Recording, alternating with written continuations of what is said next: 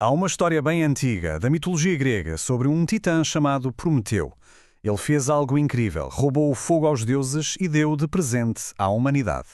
E claro, esse presente deu-nos um poder e um progresso brutais, mas também nos trouxe um perigo que nunca antes tínhamos enfrentado. Hoje, o nosso novo fogo é a tecnologia.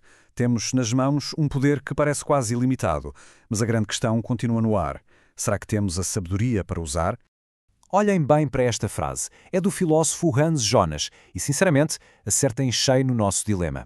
Aquilo que foi criado para nos ajudar, para melhorar as nossas vidas, transformou-se de repente na nossa maior ameaça potencial. É este o grande conflito que vamos tentar desvendar aqui.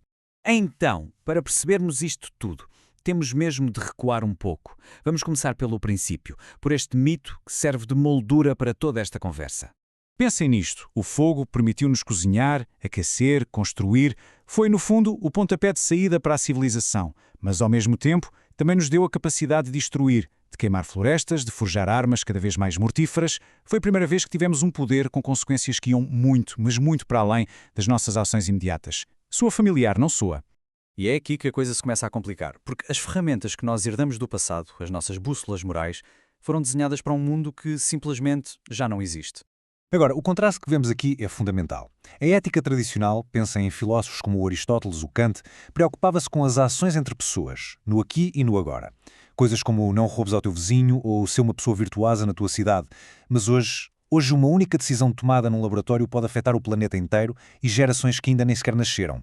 A nossa bússola antiga basicamente deixou de apontar para o norte. E quais eram exatamente os pontos cegos desta bússola antiga? Bem, para começar, era tudo sobre nós, os humanos, e sobre o agora. A natureza era vista como um palco, um armazém de recursos para o nosso uso. Estas éticas não estavam minimamente preparadas para pensar em riscos como as alterações climáticas ou os resíduos nucleares, que são problemas que se acumulam e que duram milhares de anos.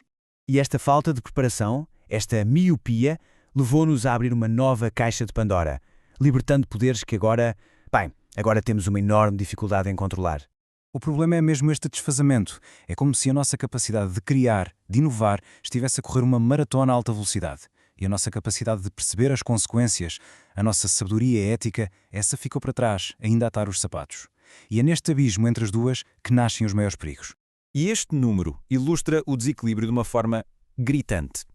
A investigação mostra que, em áreas de ponta como a nanotecnologia, por cada $300 investidos no desenvolvimento de algo novo, apenas $1 é gasto em investigar os riscos.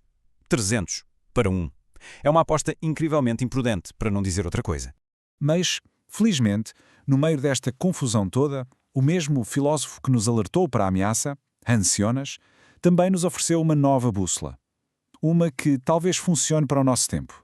O seu princípio responsabilidade é uma autêntica revolução na ética. A questão deixa de ser apenas não faças mal ao teu vizinho. O novo imperativo é age de tal forma que os efeitos da tua ação sejam compatíveis com a permanência de uma vida genuinamente humana na Terra. Reparem, de repente o futuro passa a estar no centro de todas as nossas decisões.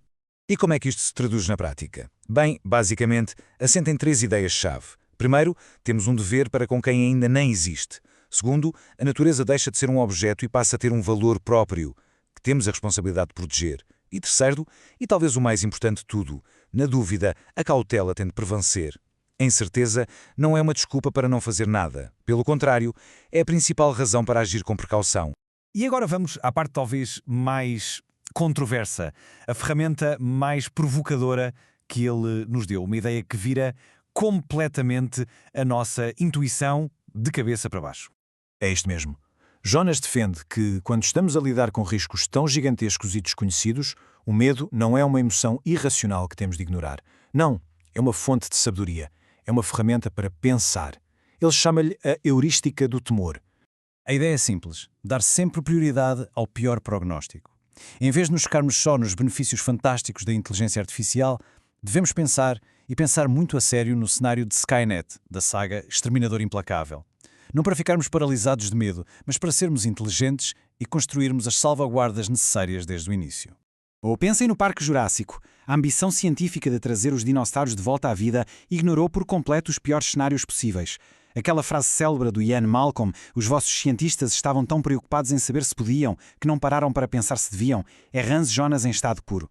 E o raciocínio é precisamente este. Quando o que está em jogo é a sobrevivência da humanidade e do planeta, não nos podemos dar ao luxo de arriscar. Isto não é pessimismo, é prudência à escala global. Temos de ter a coragem de imaginar o pior para podermos de facto garantir o melhor. Ok, depois da filosofia e do cinema, vamos aterrar. Vamos pegar nesta bússola e aplicá-la a um desafio bem real, a um dos nossos focos mais recentes, a nanotecnologia. A nanotecnologia promete autênticas revoluções na medicina, nos materiais, na energia, mas, ao mesmo tempo, traz riscos que são, por definição, invisíveis. Nanopartículas podem entrar nas nossas células ou espalhar-se nos ecossistemas de formas que ainda não compreendemos. E os nanorresíduos? O que acontece quando estes materiais são descartados? A incerteza é gigantesca. E assim fechamos o círculo. Tal como prometeu, a nossa geração roubou o fogo de um novo tipo de deuses, as leis da física e da biologia. Temos o poder de criar futuros maravilhosos ou de causar estragos que nunca mais poderão ser reparados. A escolha e a responsabilidade é inteiramente nossa. A questão que fica a pairar no ar é só uma. Seremos dignos deste poder?